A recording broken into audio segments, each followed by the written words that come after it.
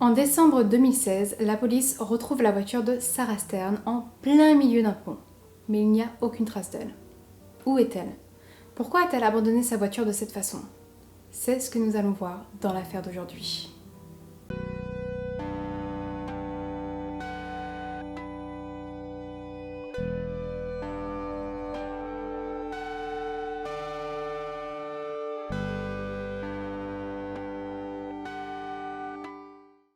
Le 3 décembre 2016, vers 2h45 du matin, un chauffeur Uber passe le long d'un pont dans la ville de Belmar, qui se situe dans l'état du New Jersey.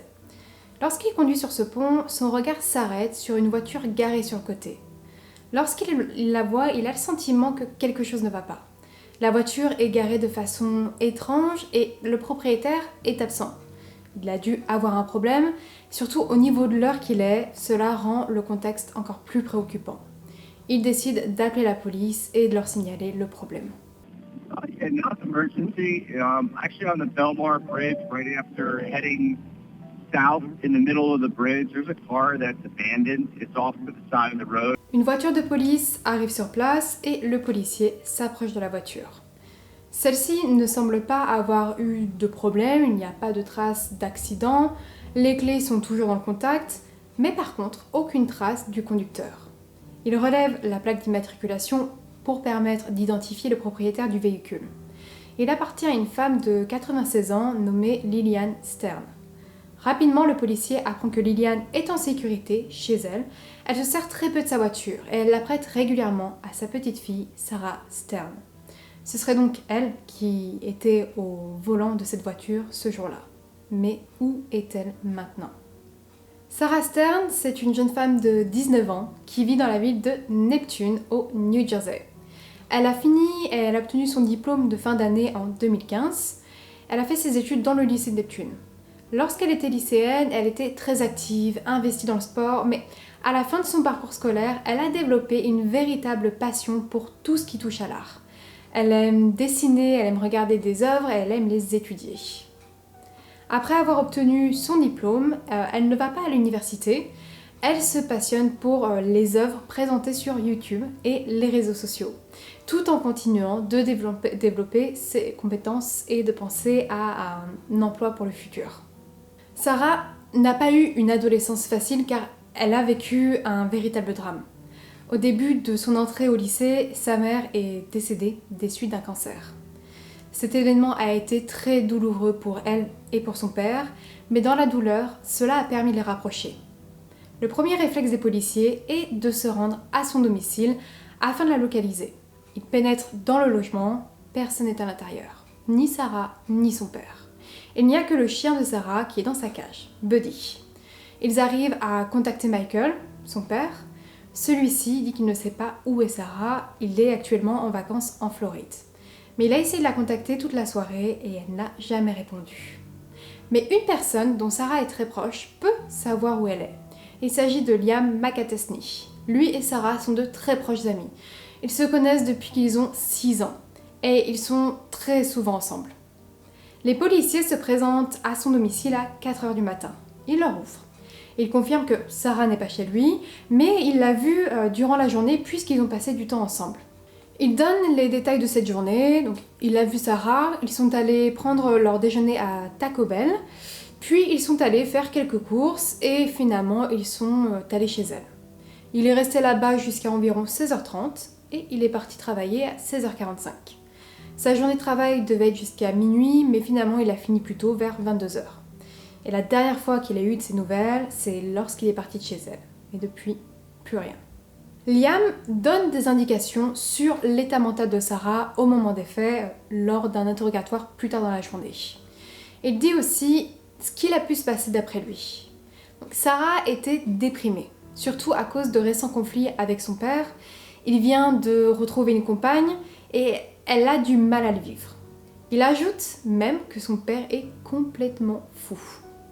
Elle lui a parlé d'un projet qu'elle avait qui est de s'enfuir au Canada. Et il pense que c'est ce qu'elle a tenté de faire. Mais il a le sentiment qu'elle avait des pensées suicidaires ces derniers temps et ça l'inquiète. Après ce témoignage, la piste la plus évidente qui se dessine pour les policiers est que Sarah a sauté du pont pour se donner la mort. Une équipe est envoyée dans la journée pour explorer la rivière et les alentours, mais il n'y a aucune trace de la jeune femme. Ils essayent de récupérer l'enregistrement des caméras présentes sur le pont. Malheureusement, celles-ci ne sont plus en fonction depuis plusieurs années. Par contre, ils sont en mesure de vérifier d'autres caméras. Et c'est grâce à ça que la plupart des informations données par Liam vont être confirmées. Sur une des vidéos, ils aperçoivent Liam et Sarah au drive-in du Taco Bell. Mais par contre, ils sont repérés dans un autre endroit dont Liam n'avait pas parlé. Sur une caméra de surveillance d'une banque, on voit la voiture de Sarah se garer, elle qui en sort et qui rentre à l'intérieur. On peut alors l'apercevoir en train d'effectuer une opération. Et les policiers apprennent en interrogeant les employés de la banque qu'elle a demandé à avoir accès à son coffre pour récupérer 10 000 $. Donc cette information pourrait confirmer la thèse de sa fuite au Canada. Sauf qu'ils apprennent qu'elle a laissé 25 000 $ dans le coffre. Or, si elle avait décidé de partir du pays, pourquoi ne pas tout prendre? Ils récupèrent aussi la caméra des voisins de Sarah qui a filmé le quartier durant la journée. Grâce à ça, ils découvrent que Liam dit vrai concernant son départ de chez elle dans l'après-midi, vers 16h30, 16h45. Ils aperçoivent également la voiture de Sarah quitter son domicile vers 23h45. Mais la qualité de la caméra et sa position ne permet pas d'identifier le conducteur. Puis la dernière piste s'arrête là où on a retrouvé la voiture sur le pont. Il continue d'interroger ses amis, sauf que eux ne décrivent pas Sarah de la même façon que Liam. Pour eux, elle n'était pas déprimée. C'était une femme pleine de joie, de vie, et surtout, jamais elle ne serait partie sans son chien. Elle est toujours avec lui lorsqu'elle se déplace. Elle ne le laisserait pas comme ça et encore moins enfermée seule dans sa cage. Les recherches continuent les semaines qui suivent, avec l'aide de proches de Sarah, dont Liam bien sûr, mais également un autre ami de Sarah, qui est le colocataire de Liam. Cet homme s'appelle Taylor Preston. Taylor et Sarah étaient de proches amis depuis le lycée. Ils passaient régulièrement du temps ensemble. Et étant donné qu'il est le colocataire de Liam, les trois sont finalement très souvent en train de traîner chez l'un ou chez l'autre. Taylor est même le garçon qui a accompagné Sarah à son bal de promo. Mais en tant qu'ami, que ce soit avec Liam ou avec Taylor, elle a toujours conservé des relations purement amicales avec eux. Les recherches continuent et les semaines passent sans que rien de nouveau ne soit découvert. Et ce, même s'il y a une récompense de 5 000 $ pour toute information concernant cette disparition. En janvier 2016, soit un mois après la disparition de Sarah, un nouvel événement va totalement changer le cours de l'affaire. Anthony Curry, un garçon qui était au lycée de Neptune également, contacte la police. Il pense avoir des informations concernant la disparition, mais il n'est pas du tout sûr que cela ait vraiment un rapport avec l'affaire. Les policiers lui disent de passer et Anthony se présente au poste de police et leur explique ce qu'il a entendu. Liam lui a parlé d'un scénario de film qu'il a imaginé aux alentours de Thanksgiving. Dans ce scénario, il est question d'étrangler une femme et de la jeter par-dessus un pont. Sur le coup, ce n'est pas si étrange d'entendre de Liam nous raconter ça car Anthony travaille dans l'industrie des films d'horreur. Mais après la disparition de Sarah, il a commencé à repenser à cette conversation et les similitudes avec l'affaire étaient trop grosses. D'autant plus qu'après la disparition de Sarah, Liam lui a envoyé un message plutôt paniqué lui demandant si la police lui avait parlé. Il a eu du mal à comprendre la question, surtout que lui ne vit plus à Neptune, mais il vit à Brooklyn et il n'était pas du tout là durant les faits. Un autre élément qui le perturbe est que Liam lui a raconté que Sarah avait découvert une grosse somme d'argent dans une maison qui appartenait à un membre de sa famille. Il raconte donc tout ça à la police sans être vraiment sûr de la véracité des faits, mais il faut qu'il le dise à quelqu'un. Les policiers demandent à Anthony s'il accepte de les aider à faire avouer Liam et il est d'accord. Le premier plan est qu'Anthony prétende qu'il a cassé sa caméra pendant un tournage et qu'il a besoin de lui emprunter de l'argent. Si Liam a volé l'argent de Sarah, il y a des chances qu'il accepte. Mais lorsqu'il l'appelle pour lui demander l'argent, Liam semble mal à l'aise et lui dit qu'il ne veut pas en parler au téléphone. Il vaut mieux qu'ils se rencontrent quelque part. Un nouveau plan est organisé. Anthony doit faire monter Liam dans sa voiture, l'interroger sur Sarah et le filmer à son insu. Le 31 janvier, Liam rejoint Anthony sur un parking et il monte dans sa voiture. Liam sait que les policiers enquêtent autour de lui, donc il commence à se méfier tout le monde.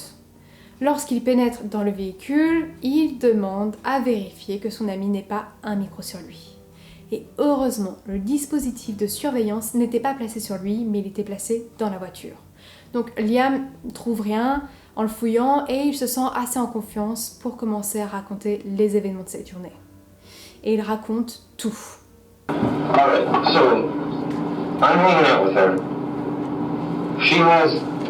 We went to the bank, she took some money out, not all of her money. We're counting it up, and then she goes to walk out the front door. I choke her out, drag her. My biggest problem was the dog, and her dog laid there and watched as I killed her. Didn't do anything. Nobody was there? No, nobody was there. Even her dad wasn't there. He was in Florida. La conversation dure 30 minutes en tout et il explique qu'il a préparé ce plan pendant 6 mois. Le plan a changé à plusieurs reprises. Il a pensé à la faire boire pour pouvoir la tuer plus facilement, il a pensé à laisser le corps sur place pour faire croire un suicide, mais ça ne tenait pas la route. Il a alors décidé de faire croire qu'elle s'est jetée depuis un pont. Il décrit précisément comment il a tué Sarah. Il l'a étranglée. Et encore plus perturbant, Liam a chronométré tous ses faits et gestes pour suivre son plan et il sait que la scène a duré 30 minutes. And it took me a half an hour to kill her. I thought I was going to be able to choke her out and have her out in like a couple minutes. Après avoir tué Sarah, il part au travail afin de se constituer un alibi. Il rentre chez lui après le travail et il admet avoir étranglé Sarah à son colocataire, Tyler, et il lui demande de l'aider à cacher le corps. Ils vont chez Sarah, ils déplacent le corps et le mettent dans sa voiture du côté passager. Liam conduit la voiture de Sarah et vu qu'il sait qu'il y a des caméras, il fait attention à conduire comme elle et à ce qu'on ne voit pas son visage. And I crawl, get into her car, and I back up. There's a security camera across the street, so I had to act like her. I watched her every time she backed out. She does the same thing, so I backed out exactly like she did. Il conduit jusqu'au pont, il s'arrête sur le côté, il tente de sortir et de déplacer le corps, mais c'est plus compliqué que ce qu'il pensait. Soudain, il aperçoit des phares de voiture arriver dans sa direction et l'adrénaline aidant, il fait passer le corps de Sarah par-dessus le pont. Puis, il monte dans la voiture de Tyler qui la rejoint entre-temps et ils repartent chez eux. Durant ses aveux, il se plaint du fait qu'il n'a pas obtenu autant d'argent qu'il pensait. Il espérait obtenir dans les 100 000 $, mais sur place, il n'y avait que 10 000 $ et en mauvais état, donc inutilisable. Et si Sarah était à la banque cette journée-là, c'est parce que c'est lui qui l'a poussé à le faire. Dans sa voix ou dans ses paroles, il ne montre aucun regret pour ce qu'il a fait. Et il dit même qu'il ne se sent pas différent et qu'il n'y pense pas. La conversation se finit, Liam repart et Anthony peut enfin respirer. Il vient de passer 30 minutes à tout écouter, en sachant qu'il devait garder son calme et ne rien laisser transparaître. Il retourne voir les policiers et leur confie l'enregistrement. Dès le lendemain, Liam et Tyler sont en état d'arrestation pour le meurtre de Sarah. Le problème est que des aveux filmés dans une voiture peuvent être contestés et ne sont pas suffisants pour s'assurer de leur condamnation. Liam refuse de parler, il se terre dans le silence. Mais heureusement, Tyler lui accepte de parler aux policiers et il confirme tous les faits qui leur sont reprochés. Il plaide coupable pour entrave à l'enquête, vol et profanation de restes humains. Il passe un accord avec la justice et en échange de son témoignage contre Liam, il obtient une réduction de peine. Et donc il est condamné à 18 ans de prison. Lors du procès de Liam, Tyler, suite à son accord, témoigne à la barre et il confirme donc les déclarations précédentes et il dit qu'il a aidé Liam à se débarrasser du corps car c'était son ami, mais aussi parce qu'il lui a promis 3 000 $ en échange. Tyler était au courant du plan de Liam, mais il n'a rien fait pour l'arrêter. Les avocats de la défense tentent de totalement le décrédibiliser, de son témoignage, en affirmant que c'est un plan monté de toutes pièces. Ils insistent sur le fait qu'il n'y a pas de preuves matérielles qu'il y ait eu un meurtre, puisque le corps de Sarah n'a pas été retrouvé. Elle peut très bien être partie au Canada, comme le pensent leurs clients. Ils affirment également que des aveux filmés dans la voiture ne constituent en aucun cas une preuve suffisante. Liam parlait seulement d'une idée de scénario pour un film. Rien de plus. Le 7 février 2017, Liam est reconnu coupable de meurtre avec préméditation. Vol, falsification de preuves, complot et profanation de restes humains. Pour tout ça, il est condamné à la prison à perpétuité sans possibilité de libération. Et durant le procès, Tyler a exprimé des regrets. Il s'est excusé publiquement devant l'audience. Il a dit ceci. Il y a tellement de choses dans ce scénario qui font que j'aimerais pouvoir revenir en arrière et arranger les choses. J'aurais dû plus réfléchir et faire quelque chose pour arrêter ça. Je le souhaite plus que tout. Je suis désolée. Contrairement à son ami, Liam n'a exprimé aucune excuse ni montré un quelconque remords concernant les actes qu'il a commis. Le procès a été très dur pour le père de Sarah. Il a dû entendre tous les détails concernant le meurtre de sa fille, et cela de la bouche de ses propres amis. C'est un déchirement pour lui. Après avoir vécu la mort de sa femme, il doit maintenant faire face à celle de son enfant. D'autant plus que le corps de Sarah est toujours introuvable. Sarah avait un avenir devant elle. Elle commençait tout juste sa vie d'adulte lorsqu'elle s'est fait trahir par ses amis. Pendant 6 mois, Liam planifiait sa mort tout en continuant de la voir, de passer des moments ensemble, de parler de leur avenir. Tout ça pour $10 000. $10 000 pour tuer une amie qu'il connaît depuis ses 6 ans. Son plan était presque parfait, mais heureusement, quelqu'un a parlé pour que la vérité et la justice se fassent. C'est la fin de cette affaire. Si le contenu de la vidéo vous a intéressé, n'hésitez pas à liker, également de vous abonner et d'activer la cloche pour les notifications. Et nous, on se retrouve la semaine prochaine pour une nouvelle affaire.